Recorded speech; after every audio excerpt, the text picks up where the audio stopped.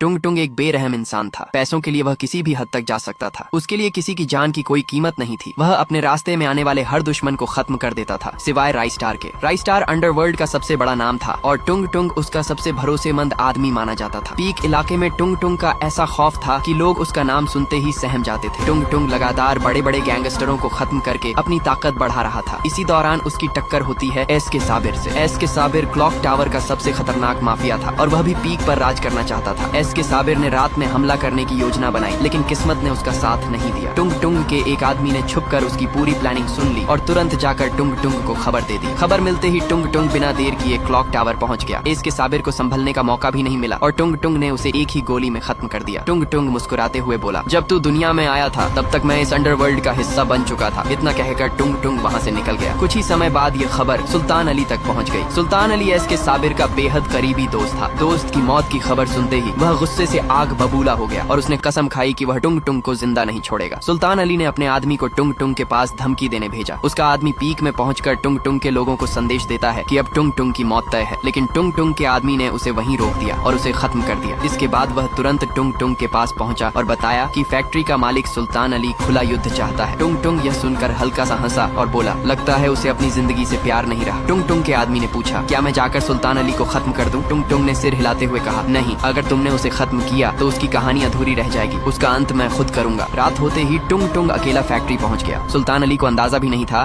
कि उसका आखिरी समय इतना करीब आ चुका है। टुंग टुंग ने उसे खत्म कर दिया और वहाँ से निकलते वक्त सिर्फ इतना कहा, तुम लोग सिर्फ बातें करते हो और मैं काम करके दिखाता हूँ, यही असली फर्क है। उस रात के बाद पूरे देश में टुंग टुंग का नाम डर की पहचान बन गया। लोग उसकी ताकत और उसके फैसलों से कांपने लगे। लेकिन कहानी यहीं खत्म नहीं होती। असली तूफान अभी बाकी है, क्योंकि बहुत जल्द इस कहानी में एंट्री होने वाली है रॉकी भाई की और उसके आने के बाद अंडरवर्ल्ड की दुनिया पूरी तरह बदलने वाली